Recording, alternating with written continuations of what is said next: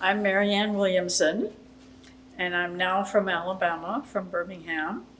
And this piece, I wanted to have thoughts float up. You're silently thinking about it. It isn't something verbal. And it's floating up. And I was telling the story as I was making it to a friend of mine who is a scholar, a Talmud scholar. And she looked at it and she said, "Oh, prayer is going to heaven." And I said, "There you go, there's my title."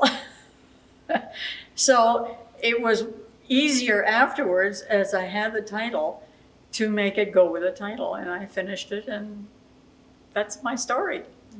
I'm just a color person. I like red, and I work with bins of fabric, and that's my palette. And I just play. I work flat, and I pin everything. I don't glue anything. And then I go around each piece with invisible thread in the bobbin and in the top. Then I put it up on the wall, and I have no idea what it's going to be when it grows up. And then I start flinging paint, and it's almost like cooking. It's kind of messy, but it's very spontaneous, and that's what it ends up being. I love circles. I love circles of different, and I like repeating that theme of the circles, little, medium, big, in different mediums.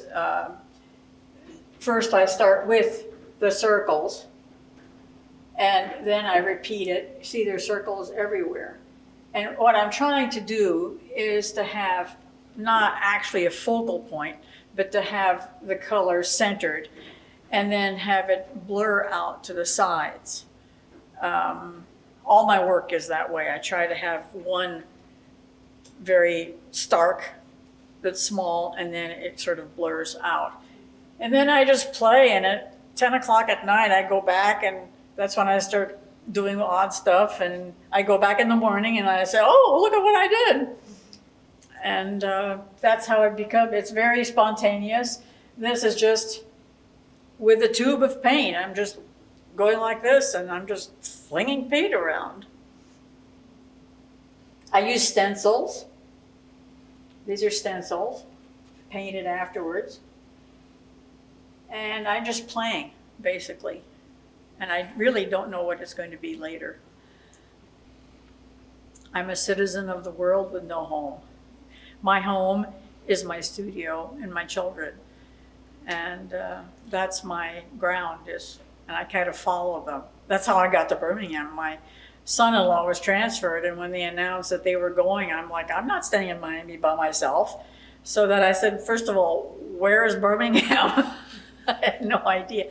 But I didn't realize that it's at the end of the Appalachian, said you've got driveways and the streets are just absolutely crazy. And it is huge pine trees, very large oaks. And for me, it's fantastic because it's 4 seasons, whereas Miami was, one season, hot and hotter. And so this is just a fantastic move for me. And I'm hoping that's it. I'm done. I don't want to do this again.